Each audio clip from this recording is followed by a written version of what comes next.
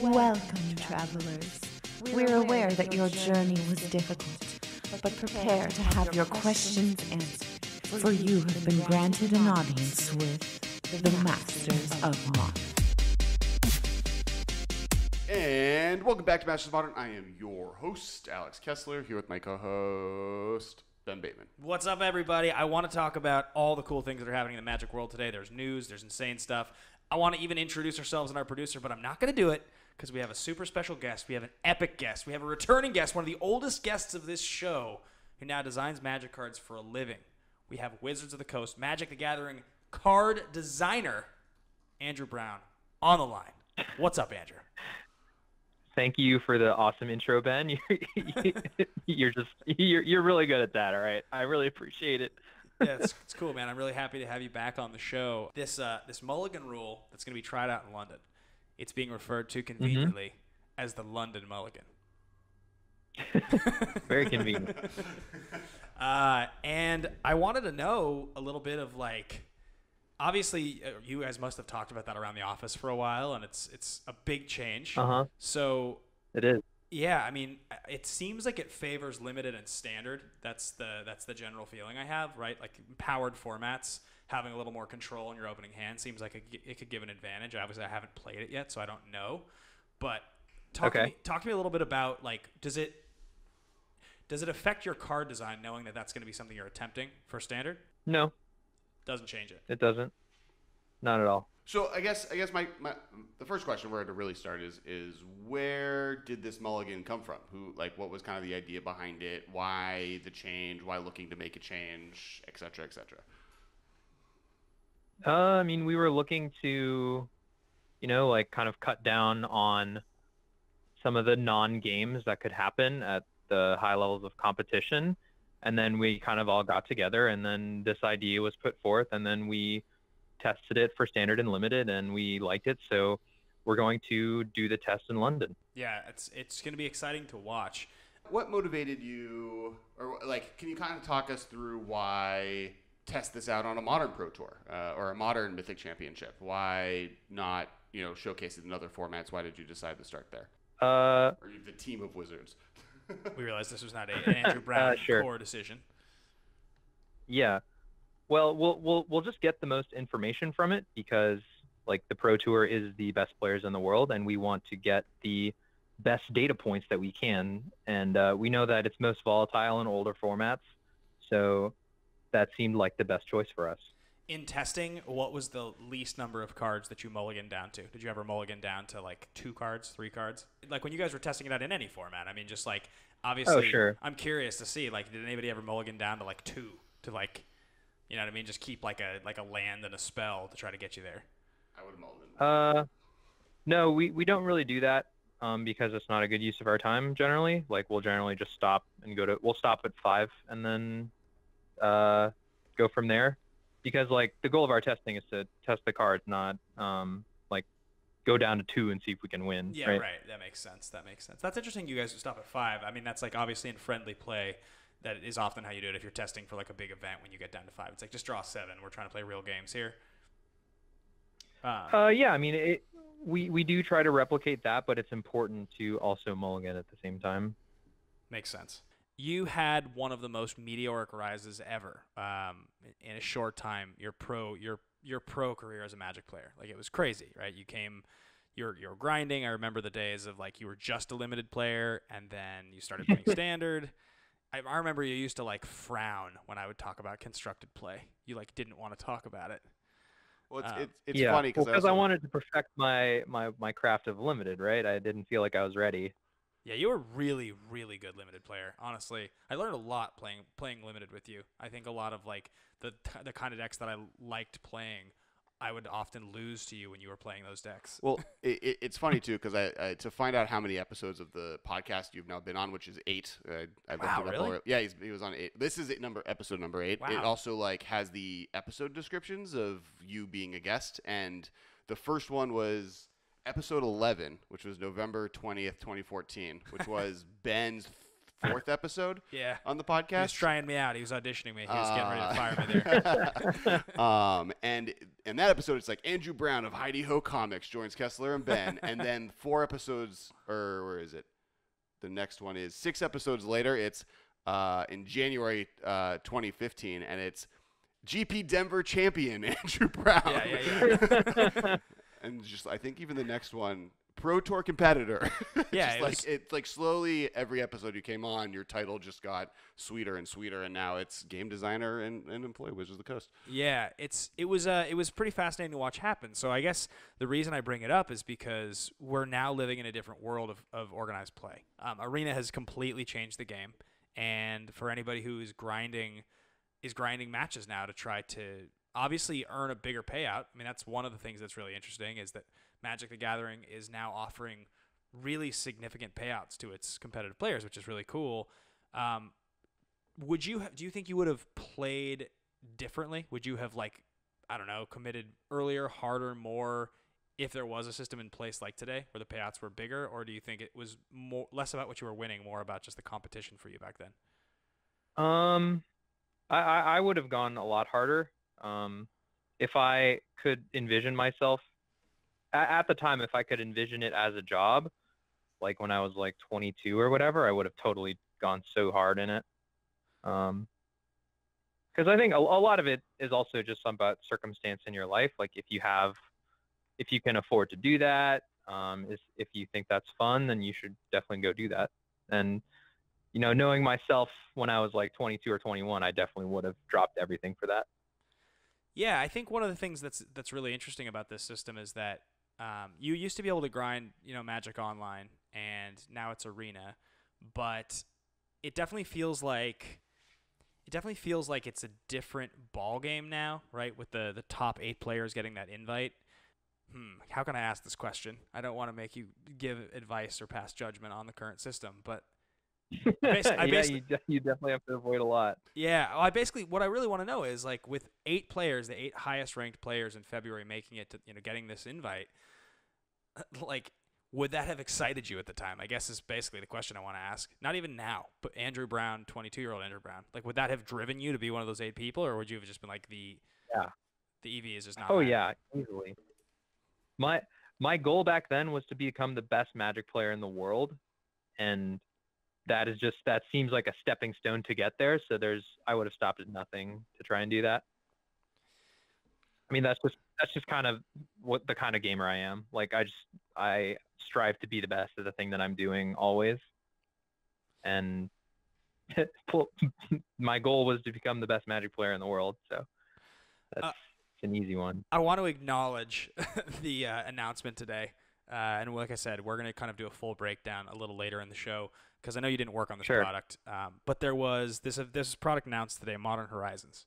And they're going to be printing Modern cards in booster packs that are original, unique cards, as well as some reprints, which is a pretty unique, pretty brand new product. What do you remember the first time you heard about this product? Like when you heard this was a thing that was in development? Do you recall or no?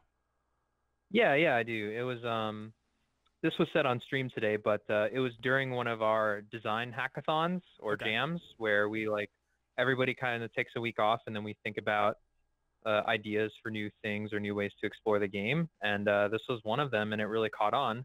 And that was the genesis of this. So they previewed 2 cards today on the stream, both of which are kind of flavorful. Cabal Therapist and Sarah the Benevolent are the 2 cards. And again, we're going to talk specifically about those cards a little more in a second. But the power level definitely seems pretty high.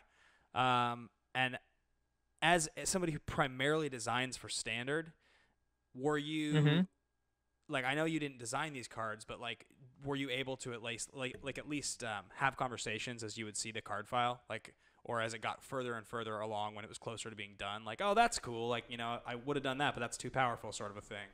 Well, when you said that I didn't work on the product, that's not exactly true. I was in some play tests, I got to give feedback on some cards. I just didn't actively work on it. I more passively worked on it. So yeah, I mean, I've seen all the cards, I've pseudo touched all of them, but I didn't really dive into it. So Does this mean we're going to get some classic Abro comments when they do the M files, the inevitable N files? Yeah, there'll definitely be some Abro comments in the M files, but I'm definitely most active in the standard M files. So for people who don't know what that is, the Mothership Daily MTG releases kind of a breakdown of some of the notes that they did during the design process of different cards, and in that, Andrew's little abbreviated name is Abro. So if you see it and you see Abro, that's my nickname. And he's known for having some of the funnier multiverse comments out there. So I have a sneaking suspicion that Andrew's going to be proud of me on this one. So Andrew, a couple months back on the podcast, we had a conversation about Grand Prix Los Angeles, Magic Fest LA, and it's modern. And Alex made me promise live on air that I would play a real deck at the tournament. Like an actual competitive tested deck that's placed. Yeah, the list has to have top 8'd recently, and it has to be real. Much to my chagrin, because I never want to do that, ever. I prefer to lose with great ideas that just didn't quite work out. Of course. I mean, the actual Andrew Brown quote that I may or may not have said is that there's nothing more fun than winning. So why would you play anything else? That's a different me, by the way. Yeah. So I'm playing. I'm going to be playing Mono Red Phoenix. Is my deck. Okay. I'm not playing Blue Red Phoenix. I think it's good, but I have all the cards for Mono Red, and I actually taught my brother to play the deck when I went to Portland. You actually met my brother. That's right. And yeah. I swung by. I saw you guys. Yeah, it was fun, and he had a great time playing it. And his exact comments to me when I took a stupid brew. Actually, it was a pretty sweet brew. Now that I think about it, but how many games did you win? Besides the point. Yeah, it was besides the point. I was like, I'm losing. And he was like, why didn't you just play this deck? This deck is really good. You should have just played this. Why are you playing that deck? And I was like, I hate you. I don't want to answer that question. He never plays Magic, and he was definitely doing better than I was because he had a way better deck. So I'm definitely excited to see how I fare with a real deck. This might be the proof that I'm actually bad at Magic, by the way. Because, I mean, I personally believe that you are better at Magic than me. Okay. But I think we are close in our record at playing against each other purely from the fact that I am playing with good cards and you're not. It's been my dream to take Magus of the Vineyard as a 4-of in Modern to a GP for a long time, and I started trying to convince myself of a way to do that. You have played decks that have to be worse than playing Magus of the Vineyard in it. Can we just all acknowledge that Aether Vial, Magus of the Vineyard, and Mere Superior in the same deck is insane? You can get turned you can get turn 2 Mere Superior into play off your Magus. You can get a turn 2 Collected Company, which gets you more Mere Superiors, and your Vial can get you the Magus into play end of their turn so that you get the mana first. It's just the craziest confluence of events. All right. Would you play Mana I think Confluence? we really have different definitions of insane. You might have the same definition. It's just Ben would be insane for playing this versus a different interpretation. Yeah. I get it. Okay. Yeah. One thing Wizards of the Coast has done, it's really sharpened my communication skills. So I can definitely understand where we're having a disagreement now, Ben. Is our interpretation of the word insane. That's pretty good. Yeah. So we covered the London Mulligan. We covered the organized play changes a little bit. I have a few questions about kind of the last couple of years of you designing Magic cards. Now, based on the sets that you've worked on that are in the world, what was probably your most favorite set to work on and create and design? Most favorite set to work on? Yeah. Probably War of the Spark, the upcoming, the newest upcoming standard release. Oh, okay. It's just easily the most fun. Okay, well that's pretty sweet. So we can't ask you any questions about it, but I guess we can be excited about it. What was your second favorite that we can ask you questions about? Okay. But everyone get hyped. Yeah. Dominaria and Guilds of Ravnica were my favorites. They were both led by really the best two set leads that we have, Eric Lauer and Dave Humphreys, and I learned a ton. And it was just super fun to work on sagas. It was awesome to make guild cards. There was just so much fun going on, and if I had to choose one, I'd probably say Guilds of Ravnica. But it's really a toss-up. You know, I know back in the day we used to talk a lot about Time Spiral and Modern Masters 1 and how much we both enjoyed that era of Magic and a lot of those cards. Was Dominaria a little bit like that for you, getting to kind of reach back to those old, like, I mean, you used to work in a Magic store, so you used to sort old Magic cards and had like a real awareness of crappy old commons and like weird cards that like nobody knows about. Like, was there a part of Dominaria that was super fun flavor-wise for you to be like, oh, this is going to be in reference to this thing? Like, this is so exciting. I have a bad answer. I'm not too into the flavor of it. It's Ben's so answer. It's the same answer from me. Yeah. I care. Yeah. I'm excited for Sarah. Yeah. Marshall's excited for Sarah. Yeah, I know. Oh, I love Dominaria. That's the great thing about Magic, is that it appeals to so many people in so many different ways, and we can all still like love it together while also just focusing on completely different things. On that note, just quickly, like, and obviously, again, if this is another question that you can't answer, that's fair. You've played Magic for a very long time and have played with a lot of old cards with all different kinds of cool keywords. Are there any keywords that are super like near and dear to your heart that you would be excited to see come back in a set? I don't even want to say that you would like to work on, because I feel like that puts you in a bad position. Just the ones that you're most I can definitely excited. talk about this. I think my favorite keyword is actually Explore. That's cool. I really like mechanics that just progress games into regular Magic games. So like cheap creatures with Explore kind of just like smooth your draw. Maybe they're bigger. You get to filter your draw, and they just kind of get people to play more Magic. So any sort of mechanic that helps players play the game of Magic is great. So like cycling, Explore, basically things that help you make land drops or things that prevent non-games are awesome. And I think that's a great answer, actually, because a lot of the most fun part of Magic is, what you just talked about, which is drawing a card that's good early and good late. And a little bit of what you're saying is kind of what helps you do that. It's something that you can play reasonably early or early enough that it feels like you're getting something out of it, but it also kind of progresses you into that later part of the game. Yeah, exactly. So on the mechanic question, more in recent standard years, and you said Guilds of Ravnica was one of your favorites, and we've now gotten all 10 guild mechanics. Of the 10, which one was your most favorite, and which one would you say is your least favorite? My most favorite? It's either Jumpstart or Surveil. Both sweet, both blue. Fantastic that does not answers. surprise me at all. Well, yeah, and you said you invented, you designed Chemistry's Insight. And they work so well together. Yeah, they do work so well together. That was intentional. Yeah, I like. I think I'll say Surveil more. Like, I think one of my favorite cards is like Whisper Agent. Do you guys know that card? Yeah, card's sweet. Yeah, the 3/2 flash Surveil one. Yeah, like, it's so versatile. It can help you get to the late game. You're not always super sad to draw it. It's just like generally always happiness when you have it, and those are the cards that I like best. And then your least favorite. Oh, geez.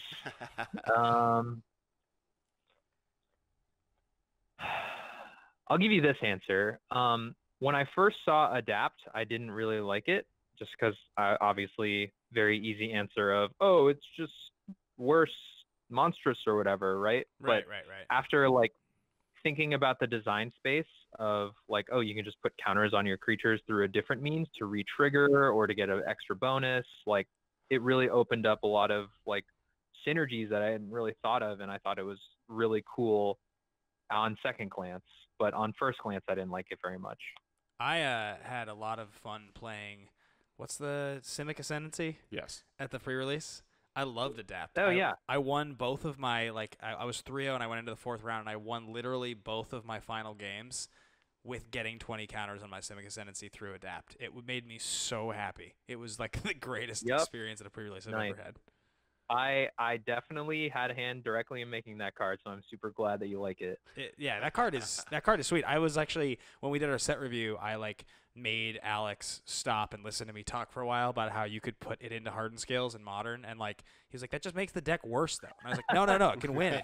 It says win the game. You don't have to attack. And he's like, I don't like attacking, so that's fair. I also like over the last couple sets, every set has had like one card that we ended up like shot calling was really good, and then talking about for 4 episodes straight. And after Guilds of Ravnica, it was Arclight Phoenix, and then I was like terrified that it was going to be Simic Ascendancy after the set. Are you not tracking the fact that my call on Terramander is correct? No. Terramander was the right card we should have been talking about, but we spent 2 episodes talking about Simic Ascendancy. I'll talk about Terramander all day long. That card is the best. Well, in designing Terramander's super sweet. And in designing Simic Ascendancy, you've now like put the call out for 9 other eventual guild ascendancies when we return to Ravnica. Talk to Gavin about that. Yeah, I do. I would love to see more ascendancies. That was actually, I mean, that wasn't intentional. Creative just kind of gave it that name. So yeah, I don't know. No, yeah, when Gavin was on, he mentioned that as well, where it was just like, oh yeah, we didn't even think about it, and then now the internet has informed us that we should have. Yeah. Well, yeah. Hindsight 2020. What food are you most excited to eat coming back and visiting Los Angeles this weekend? Oh, there's this Korean barbecue place that serves only duck. I'm so excited. Ooh, that sounds really good. That sounds you need to tell me where that place is. I so love can... KBBQ. Yeah, they have 2 things on the menu. There's duck and spicy duck. That's all you can order. Dope. Wow, duck and spicy duck. Yeah, I've never heard of such a place. And the best thing about it is they catch all the grease from cooking the duck in this like vat at the bottom. I like where this is going. Once the meal is over, they just cook fried rice in it. Oh, that sounds in the really vat. good. That sounds damn good. We were talking about like it's unbelievably awesome. I was going to say something, but then Alex wanted to talk about fried rice duck, so go for it. Oh no, yeah. I mean, there's duck. I've been wondering where they get all the grease for duck fries, and apparently it's this restaurant. Yeah, apparently. It's amazing. It's amazing. So Andrew, if the folks want to follow along with some of your Abro comments or any of the things you have to say about Magic, where can they follow along with you? I am at Merc_lurker on Twitter. I do 2 articles per 3 months on the Mothership, where I talk about how we got to some of the cards for Standard. My article series is called The First Look into FFL. And then I'll occasionally be on the Monday R&D Plays Magic stream, generally be at all the West Coast events. So that's pretty much where you can find me. Sweet. Well, we can't wait to see you this weekend and not play Magic with you, but we'll high five or something. Well, the meetup is at a bar/restaurant, so there can just be fun activities versus Magic activities. We're just going to be hanging out, so that's loud and in our ears. But I'm excited. I'm totally down to hang out. Yeah. I'm excited to see you, and thank you for coming on the show, man. And we're gonna talk about modern things that we can't ask you about now. So you gotta go. All right, sounds good. Talk away. All right, buddy. Thanks. See you later. See you, pal.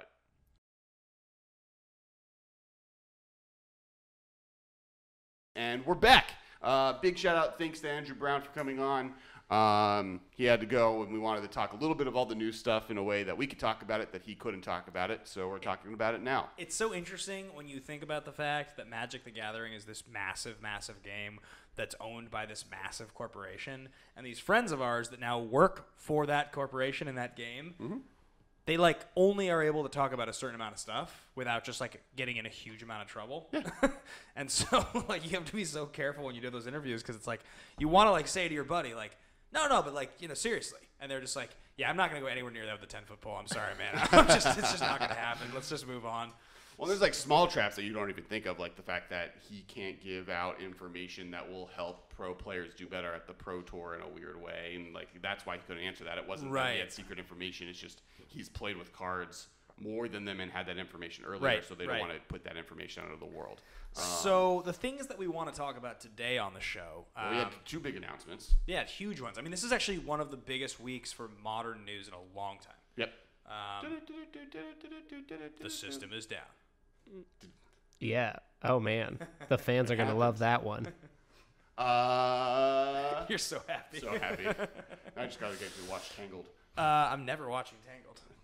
I don't want to do this on the show. It's the perfect place to do it. Now I'm calling you out. You're delaying the hot news. So three things. One is Modern Mythic Championship. The next Mythic Championship in London will be focused on Modern. We didn't know if that was going to happen. I had some bets on the internet that it won't, and now it is. So there was a lot of we were depressed about it a little bit with Arena taking off the way it was. We thought there was a possibility, that maybe followed by T. Yeah, we thought there was maybe a possibility that Modern as a format wasn't going to be supported going forward, and we didn't know. And despite the encouraging remarks by members of Wizards, you just never really know with this stuff, because at the end of the day, the point of this game for them is to sell product. They have to design it to sell packs. That's how it survives. And Modern exists for a reason. There's a reason this format exists, and it is because the best way to have packs sell well during the Standard period and for people to invest firmly into Standard is so that those cards have a second life afterwards. Right. And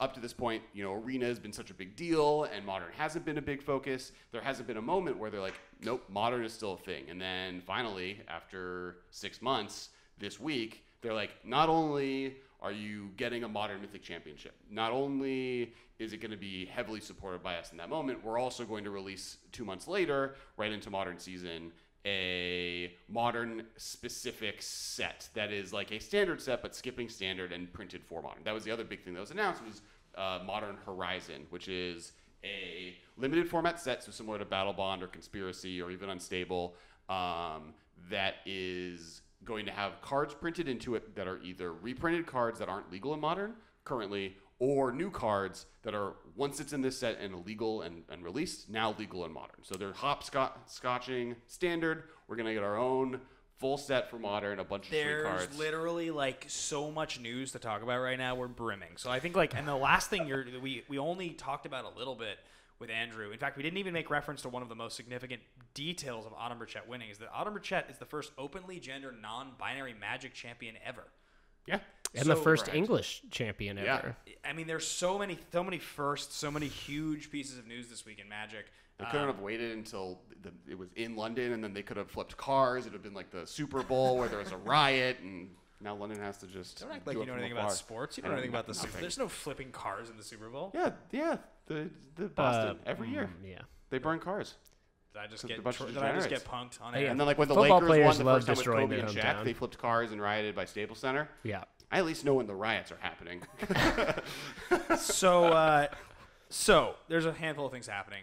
We are a Modern show, and we want to make sure we get enough conversation going about these important Modern details. So the London Mulligan rule, which we made reference to a second ago talking to Andrew Brown, is a brand new mulligan that they are trying out at this particular Mythic Championship. And the way it works is you draw your normal 7 cards, and then if you want a mulligan, you put them away. But instead of drawing 6 cards this next time, you draw 7 again. And then if you don't like that hand, you can put it away. And then you draw 7 cards again until you have 6 versions of that. You basically have 6 lives. And then when you decide, oh, I like what I have here, the number of times you mulligan, you put those cards on the bottom of your deck. That many cards. So if you take 2 mulligans, you'll look at a good 7, and then you will take 2 cards from that 7 and put them on the bottom of your library. Keeping 5.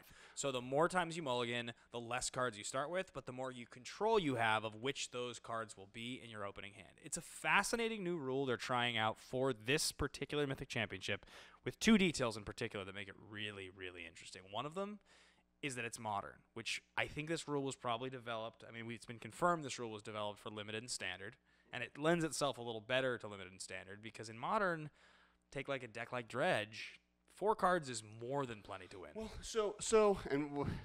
part of me feels like we should do an entire episode on this, and next week we should just talk about, because I think between the 2 conversations that we have news-wise, the Mulligan rule is an entire episode versus the Modern Horizons conversation, which we have a lot of information right now we can talk about, and is an entire episode also, but we have until June before that's going to be a big thing that we have to worry about. But there's a whole list of different strategies to get better. I think the reason that they're testing it in Modern, though, is because of what you said.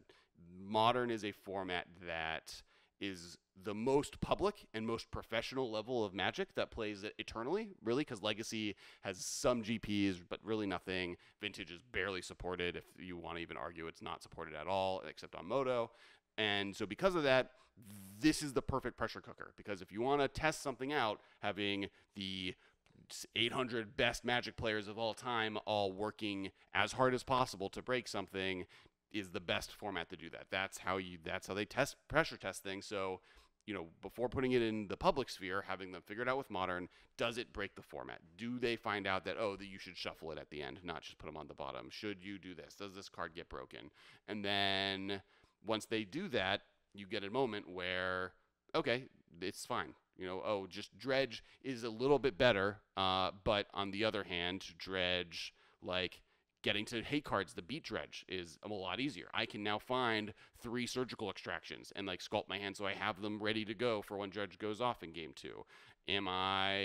Do I need to find Naturalize? And there's even a next level where Dredge is then looking for Nature's Claim. So Leyline of the Void isn't as good as you think it is. So there's a game to that'll happen. Definitely. And because we all know that in Modern, one of the biggest things you do in game 2 is you mulligan down to your answer. It's the whole reason that high impact Modern sideboard cards are a thing. You want to have 3 copies, often 4 copies of a powerful sideboard card, because the game will be lost on turn 2 if you don't answer the powerful thing they're doing often. Which might, on the back end, lead this to a moment where what everyone's worried about, which is combo decks or these degenerate decks are going to become better. There might get an immediate pickup, but then the next level of that is all of the decks that are looking for answers have a better time at finding them, but then having a game plan. I brought in 3 Stony Silence. Now I don't get stuck with 3 Stony Silence accidentally in my hand. I can put 2 of them on the bottom of my deck if I get them both in my hand and keep the 1. Because you absolutely do not want to get stuck with multiple copies of those cards. Right. You don't want to have 2 Leyline of the Voids in your hand. That's terrible. Right. That's horrible. Unless you're next leveling the next level where they have the hate card for your hate card that you want to have a second hate card to beat their hate card. And then you boarded in Nykthos also, so now you can Nykthos Turbo Mana off your double Leyline. And that's the decks I guess no one's talking about is weird stuff like that where you are playing the Leyline deck that has been around in Legacy, but you can accomplish it here because you have Nykthos versus what's the enchantment Nykthos, Sarah's Sanctum. Yeah. And we're not even getting into, and that's why I think this is a whole episode. We're not even getting into the fact that Lantern is better because I can just on purpose go down to a 4-card hand that has 3 lands and a Snaring Bridge, and now there's nothing they can do about that. I can't wait to watch this Modern event. This is going to be one of the most fascinating Modern events ever. And this isn't even taking into account that Modern is home to several impactful is this in your opening hand cards. We have the Ley Lines, we have the Chancellors, we have Serum Powder, we have Gemstone Caverns. A whole bunch of cards that if you can aggressively mulligan to try to get to them, how does that affect their power So level? big shout out on Serum Powder, because I think people don't know exactly how it works here. It doesn't work as well as you think it does, because it only counts your first mulligan, because the way it's worded doesn't work with how this mulligan rule works after your first one. No, they've actually released official. Now what it does is, officially how this mulligan works is you technically are supposed to put back the N number of cards every hand before you mulligan the next time. So the way Serum Village, if I'm on my second mulligan where I have 7 cards, I'm going to have to put back 2. And if Serum Visions is in that hand, Serum Powder, you would put back 2 cards, then reveal Serum Powder as you would mulligan the 4th time to exile Serum Powder, those remaining 4 cards, and just draw another hand of 5. So it's even better. It's as good as it's we thought it was. as good as you think it was. Yeah. So I'm going to suggest that we take your advice and not talk about this until another episode. And we do a full show next week, because I think there's enough Modern news this week. We can get easily this news segment and an entire show next week. But what I do want to talk about is the small amount of information we have on Modern Horizons, because I think it's the other most relevant thing to break down. We were waiting for this announcement. The reason we waited to put this episode out until today was because we wanted to do this show after the announcement had happened. Andrew Brown basically was not really able to talk about this with us, which it's evident in the interview we just heard. We didn't want to press him to talk about stuff that he wasn't supposed to talk about. But what I will say to you guys is this set pre-release is 2 days after my birthday. You and Cassius Clay. Cassius Marsh. You always say Cassius Clay. No, I can't. Let's move on. $6.99 boosters available on Magic the Gathering Online as well as in booster packs. There will be a buy box promo, and today with the announcement on stream, they previewed 2 cards. Yeah, these cards are sweet. Strictly Better Sarah Angel. Well, yeah, that's a thing. This is nuts. So Sarah the Benevolent, Planeswalker, white 2, 4 loyalty, -3. Put a 4/4 white angel creature token with vigilance and flying into play. So you just get Sarah Angel for 4 mana and a Planeswalker left over. +2, creatures you control with flying get +1/+1 till end of turn. And then -6, you get an emblem with, if you control a creature, damage that would reduce your life total to less than 1 reduces it to 1 instead. So you get a Warship for -6. Yeah. Insane. This card is bananas. I don't know if she's bananas. I mean, It's good. this card's really good. It's really cool. Like, I'm all on board the Sarah train. Like, from a flavor perspective, I think it's really dope that every single one of its abilities is technically a Sarah-themed card historically. Warship is one of the main versions of artwork that Sarah is in. It's Sarah standing in front of a statue of Sarah. Obviously, a 4-mana, 4/4 Vigilance Flyer is fine. And the plus is worse than Solemn Visitor, or Solemn Visitors Visitor, yeah. plus. So, like, I think it's going to be really interesting. I don't know how much Modern play this card will see, and it's going to be a little bit dependent on, are there white token decks that don't need black? Because I think that Sorin is better almost always. Still really tight, super into it. All on board. And then Cabal Therapist, which is one of the better names of a Magic card ever in a long time. 1 black horror for a 1/1 menace. At the beginning of your pre-combat main phase, you may sacrifice a creature. When you do, choose a non-land card name, then target player reveals his or her hand, discards all cards with that name. So, first thing I noticed about this is that the only reason this isn't a human is because the deck Humans exists. Well, and it's the creature in the art. It's the creature from the original Cabal Therapy art. Yeah. That weird horror with a sweet. bag of Alien. orange mud on its face. Yeah. That's not mud. It's like it's a bubble. Yeah. It's like a helmety, bubbly thing. Yeah, it's definitely some sort of Sweet. nightmare The art's horror. amazing. The art on both of these cards is amazing. I believe And then- Cassius called it fire. He saw Okay. that art and said, "This art is fire." It just looks, I mean, this is just going to be amazing because these are brand new cards, so that's what they're promoting in this announcement. But there will be old reprints that don't have to get printed into standard, which means this could go so many directions. Well, we have confirmed that likely the best card in the set is a blue card. That is. How do we get from that? Stream? They said on the stream that one of them was like, we were talking about which color. Well, the first one we want to do this blue card, but then they're like, well, you don't want to like talk about the best card in the set, so we shouldn't do that on the first thing we start talking about it. So that's like the sentence they said. So the best card in the set, according to some people, is this blue card. Now, is it a reprint or not? I'm surprised we didn't get a reprint. That's the one thing that walking out of it, I was like, because you'd think they were trying to promote what they could do. So here's the question: if it's a blue card, I'll bet you it's a reprint, and if it's a reprint, it's one of 3 counterspells. So the question is, which one is it? Whether it's Force, Daze, or Counterspell. I don't think they could put. Do you really think they could put Force in Modern? Modern, it would be, That'd be fine. Force would be worse in Modern than it is in Legacy. you don't need a turn 2. You don't need a turn 2, and it's just card disadvantage. So I know that they've tried putting Counterspell and Force of Will into Standard since I've started playing and failed. I know that's true of both of those. I don't think they've done that with Daze. I don't think they've ever really tried hard on Daze. I know that I'm personally hoping that it's Brainstorm.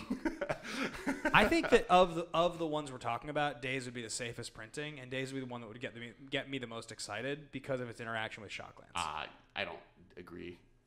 I mean, Counterspell to me would be good, but I actually don't think Counterspell would be as impactful in Modern as people think. I think it would be good, but like I don't think it's that much better than playing Logic Knot or like any of the other 2-mana counterspells you can play, even Deprive. Like Which makes it the most likely thing. It's good. I think Force of Will would be cool. It would protect combo decks, and it would mean that you could build a deck to like protect your own combo. But I mean, the benefit of Force of Will coming into the format right now is if this Mulligan rule proves to be mostly fine, but combo's a little too good, the best way to stop that is add Force of Will to the format. I mean, like that's one of the classic ways you fight against combo decks is having just free counter magic so that you can apply pressure while also stopping them from what they're doing. And Daze isn't as good at that as that. Where Daze is like best in one Delvery style deck, and they might just be like, we want to make Delver a thing, which I think they've done with Terramander and Arclight Phoenix. So I don't even know if, and they might not have known that when the set was designed. So that you go back into that. I just think you're missing the idea that like Days in Legacy is that, because everything that is good in Legacy costs like 1 or 2. Modern has a little more going on and a little more diversity than that in terms of its deck choices, that I think Days would actually give decks the protection against just like the half turn getting rolled over that Modern sometimes presents if you're on the draw versus on the play.